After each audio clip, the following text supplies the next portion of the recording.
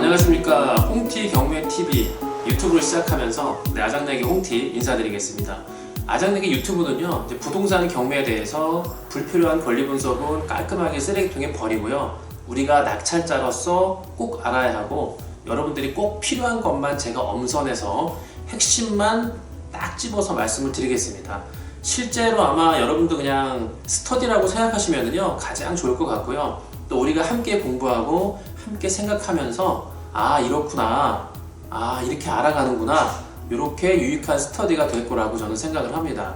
경매라고 하면은 보통 분들이 이거 잘못 낙찰받으면 큰일 나는 거 아니냐, 재수없어, 어려워요, 그리고 낙찰받고 그 안에 살고 있는 사람들은 또 어떻게 내보내느냐, 대출은 또 어떻게 받느냐, 그리고 대출 받아서 다 잔금을 내고 났는데 그럼 그 물건의 월세는 또 전세는 어떻게 내보내느냐, 잘 나가게 하는 방법은 뭐가 있겠느냐, 이런 것들을 모두 모아가지고 실제 여러분들께서 부동산 경매를 시작하게 되면서요, 내 앞에 닥쳐지게 될 모든 것들을 편안하게 홍티가 보여드리고 안내해드리겠습니다.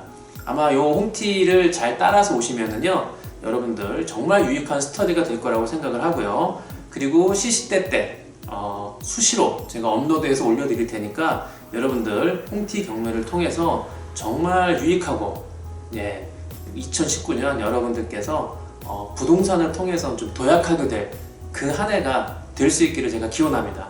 오늘 처음 제가 이제 유튜브를 시작하면서요, 2019년에 2019년 부동산의 태풍에 대해서 제가 세 가지로 요약해서 진단을 해드리겠습니다. 첫 번째는 이제 보유세인데요. 보유세는 2017년 반포레미안 퍼스티지 84제곱미터 예를 듣는 겁니다. 25평을 19억에 매입을 했는데요. 현재는 시세가 이제 26억입니다. 1년 사이에 7억 이하 뛰었죠. 7억 원 이하 뛰었어요. 이게 재산세하고 종합부동산세를 합친 보유세가 한 350만원에서 올해는 아마 530만원 정도 늘어날 건데요. 보유세를 계산하는 기준 가격인 공시가격이라고 하죠. 그 공시가격이 일단은 서울을 중심으로 전체적으로 대폭 인상이 예상이 됩니다.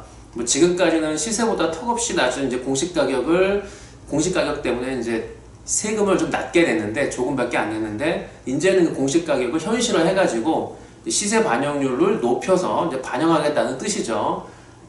따지고 볼 때 늦은 감이 없지 않아 있다고 생각을 합니다. 올해 같은 경우는 재산세는 큰 변동이 없고요, 종부세만 강화되고요. 공시가격 세금 계산 반영 기준이 아마 이제 공정시장가의 비율이 지금까지 이제 80%, 그러니까 시세가 100이면은 공정시장가액은 80%인데, 요거를 이제 올해는 85%로 해서 계속 올려서 아마 2021년, 22년까지는 100%까지로 이제 올릴 예정이니까, 아마 전년 대비 보유세 상한액이요, 만약에 집이 3주택 이상 갖고 계신 분이라면은 최소 300%까지 아마 세금이 높아질 거로 예상을 합니다.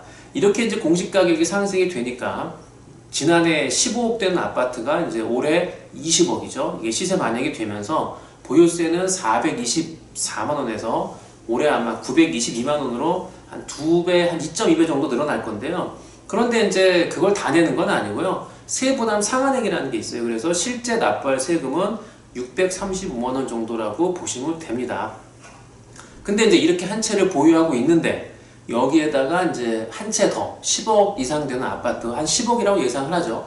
10억 아파트를 함께 이제 두 채를 보유하게 된다면 보유세는 이제 2018년 작년에는 1,150만원을 냈는데 올해는 아마 2,300만원 정도 낼 거라고 예상이 됩니다.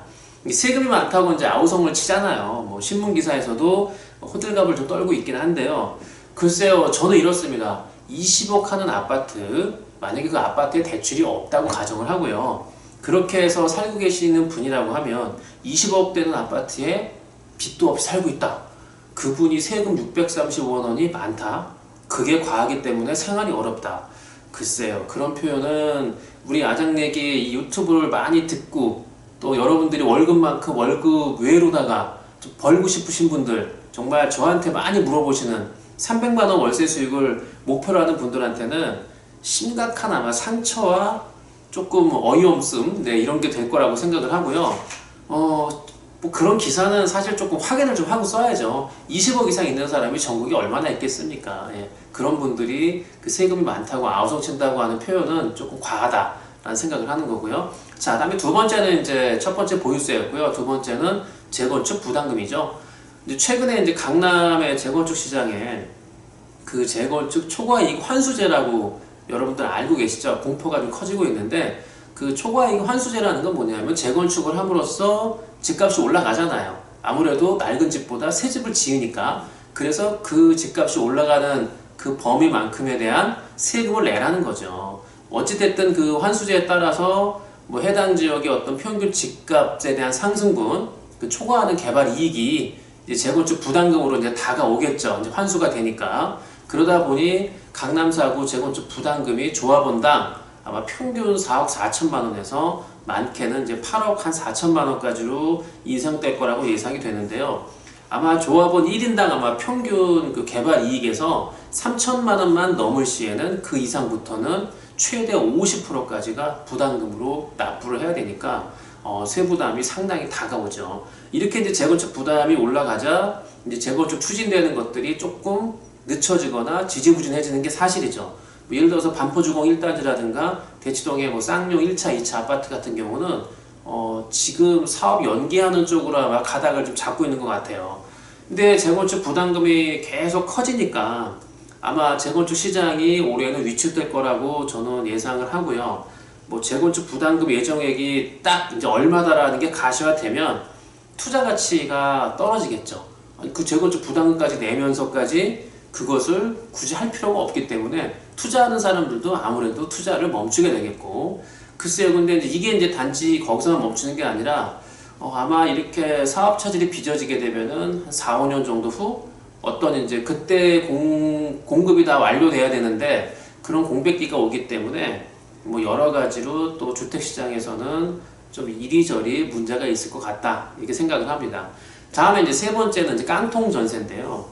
2016년에 경기도 평택에서 2억 5천만 원 주고 집을 매입했죠. 그리고 전세를 1억 8천에 전세를 줬죠. 네, 그런데 지금 1년, 2년, 한 3년 지난 지금 그 인근에 집이 너무 많이 들어서 가지고요. 지금 1억 8천 전세는 내놔도 임차인이 없고요. 아마 그 전세금을 8천이나 깎아서 1억에 내놔도 세입자가 들어올지 말지 고민이 된다는 겁니다. 또 그 집을 매각을 해도요. 내가 살 때는 2억 5천이었는데 지금은 1억 5천을 줘도 팔 수가 없어요. 사겠다는 사람이 없어요. 더 낮춰야 돼요.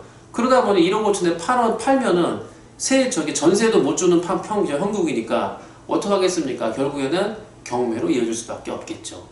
이렇게 이제 새 주택 시장에는요.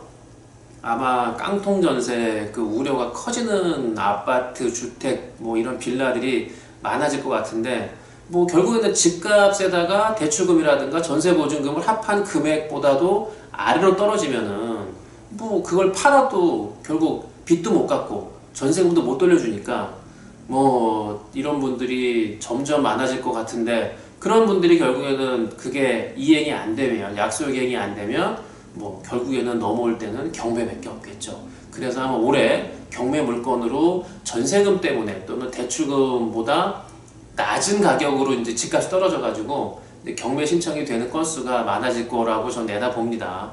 뭐 전세 반환금 분쟁 같은 경우도요. 작년, 재작년부터 해마다 계속 증가하고 있기 때문에 올해도 뭐 여지 없을 거라고 뭐 홍티는 예상을 하고요. 자, 이렇게 이제 올해 또 문제가 또 깡통 전세가 많아질 거라고 예상을 하는 거는요. 올해 이제 입주되는 물량이 전국에 39만 가구인데 39만 가구 중에 수도권에만 거의 20만 가구가 몰립니다. 네. 그러다 보니까 뭐 특별하게 어느 정도 여유가 있는 서울 같은 경우는 뭐 주택 여유가 있으니까 뭐 주택 여유가 있다는 거는 주택이 부족하기 때문에 뭘 지어도 나가는 거죠. 근데 서울을 제외하고는 아마 다른 지역 같은 경우는 이미 그 지역에서 전세값이 거의 최고일 때 그 전세를 안고 이제 집을 샀던 이제 갭투자라고 하죠. 그런 분들은 아마 불안감이 좀 커질 것이고 문제가 나올 거라고 저는 봅니다.